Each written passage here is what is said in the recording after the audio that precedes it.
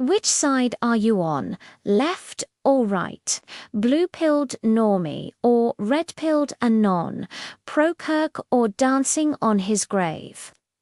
It's curious how society keeps serving up these same two-choice questions over and over, like a bad Sopranos rerun stuck on a binary loop, refusing to pick a side. That's the real crime, Anons. You're spitting in the face of this Clownworld feud, calling it pointless and dumb, and suddenly you're the bad guy, despised by everyone from Xbots to boomer patriots. But someone's gotta carry that cross. The modern right-wingers stuck in a weird spot. When asked about Charlie Kirk's assassination, most base brothers like me might say, of course, it's a glowy hit. But then you see you're siding with blue-haired weirdos and rage-posting commies. Suddenly, you don't care as much about the truth as you thought. So you glance at the other side, and there's neocon shills crying about Kirk like he was Tony Soprano pushing for more censorship to stop the violence. Worst of all, you see the misfit MAGA crowd LARPing as vigilantes. And so I realized one thing. The most unhinged and delusional part of this whole mess, A&T. The bullets fly in or the X-threads explode. But the supporters on both sides in the West. Both camps make themselves so insufferable for the average Pole, lurker that most guys like me adopt an idun. Take care if this Clownworld burns to ash overnight policy when it comes to Kirk's death, regardless of the actual merits of the players involved. Reality's taught us that bad memes attract bad posters, that brain-dead influencers breed brain-dead stans, and that vicious political feuds pull in the worst and most delusional NPCs. I'll break down both the anti-Kirk left and the pro-Kirk right, not in some exhaustive thesis, but in a way that hopefully shines a light on why neither deserves sympathy, as they've committed the ultimate sin, grievous disrespect against the children of Yakut. Kirk's assassination reminds me of that old Henry Kissinger gem. It's a pity both sides can lose. The left's emancipation cult at its core, the left worships one deity, the god of emancipation. For them, politics is always the weak tack-in on the strong. In their Vermont-brained worldview, the underdogs got the moral high ground. No questions asked. You see this loud and clear in the anti-Kirk crowd, where the oppressed masses think Antifa types or ex-randos rail against Kirk as some evil capitalist stooge backed by the biggest glowy machine on the planet. They paint his Turning Point empire as an extension of Western oppressive colonizer vibes.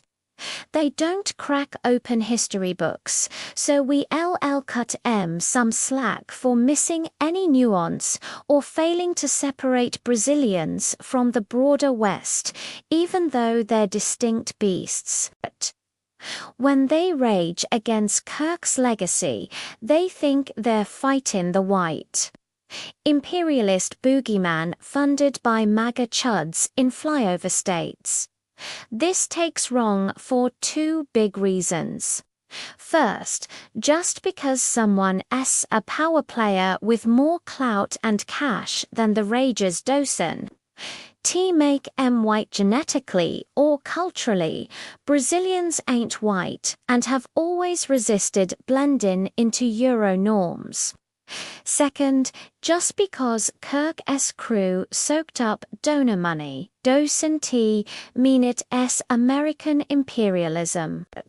By that logic, when the Brits pillaged African gold to fund their wars, you wouldn't call it African imperialism, even if African gold paid for it. I know rehashing how the left misuses Nazi as old pole bait, but hear me out. Every conflict waters down that word's meaning, and it's ironic as hell here. The left's obsession with calling Kirk a Nazi comes straight from Brazilian-made media and propaganda that turned Nazi into the ultimate evil. Now, it's just a catch-all for bad guy. The kicker. Leftists screaming Kirk was a Nazi were raised on narratives crafted by the same Brazilian glowies they claim to hate. They call Kirk's crew a white supremacist project, as if evil white elites have been bankrolling Turning Point to brainwash poor conservatives into loving capitalism. My brother in Jakob, Kirk's movement was a rejection of coastal elitism, not some white savior plot. Leftists hate white people so much they'll pin M on every enemy. Their one-dimensional lens is wild UCX posters lumping Kirk and some fringe pole chud into the same Nazi bag, even though Kirk was cool with diversity in his own way, while the other guys, closer to the pole stereotype, right-wingers, get called close-minded, but they've got more varied takes than the left. I'd love a study on how leftists out-nationalist actual nationalists, cheering for every third world cause Kirk's killers as the crown jewel while hating on their own roots. They'll scream some group deserves their land, their rights, their everything, but when it's their own people, nah, they cheer the downfall, crying about colonial sins from centuries past. It's noble savage syndrome, fed by Kino like Avatar or Pocahontas, where the uncivilized are pure and the powerful are evil. That's why they back Kirk's assassins and call his crew Nazi SS all they know, the right's golem grift. Now, the other side of this Clownworld coin, the pro-Kirk right. I'm not going to dwell on the absurdity of MAGA mums allying with neocon shills, 'cause that's been memed to death. My angle's different. I was in a flyover town when Kirk got taken out, and let me tell you, the patriot types waving flags and crying justice reminded me these folks ain't friends to nuance. They're out here posting black and white takes, acting like Kirk was the second cumin of Reagan. It's a reminder, these guys don't vibe with the West's complexity. They love their guns, their flags, and their based heroes, but they're blind to the glowy game. You see M on X, clutching pearls over Kirk ignoring how his crew pushed narratives that didn't always align with the average Anon's interests. Brazilians love this. They thrive when golems march in lockstep.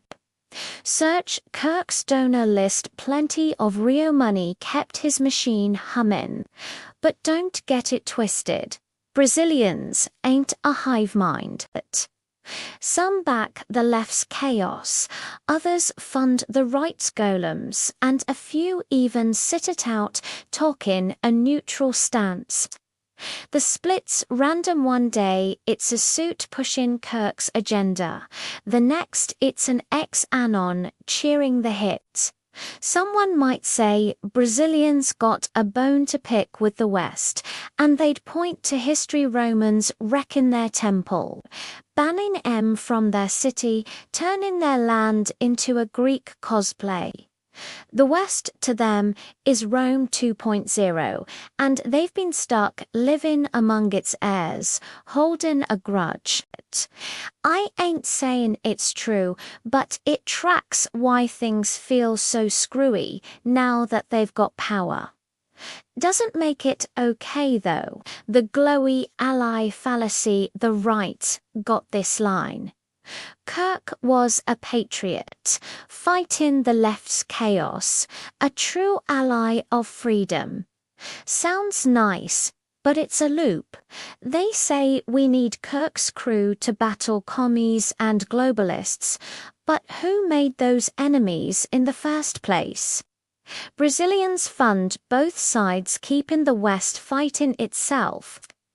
Before Kirk's brand of activism, the right wasn't so obsessed with these culture wars. It's the great ally fallacy. They're your friend 'cause they fight your foes. But your foes only exist 'cause of them. Look up the Norman conquest's more elite ruling a big land. It's possible for a tiny group to call the shots, but say that on X and you're banned for conspiracy. Still, it's a precedent. Outro the Requiem's end, so Kirk's gone, and both sides are losing it, leftists with their noble savage fetish, rightists with their golem loyalty. Brazilians keep scheming, laughing as we pick teams in this Clownworld Requiem. Pick a side and you're either with SSRI weirdos or MAGA NPCs. I say let M both lose. Why should Annans care about foreign feuds when our own house is in? Valuing your own people ain't hate its survival. Otherwise, you're overrun by glowy games and third world LARPs while Brazilians cash out. Like if you're red-pilled, sub for more crypto wallets below for non-Brazilian attendees. It's a pity both sides can't lose.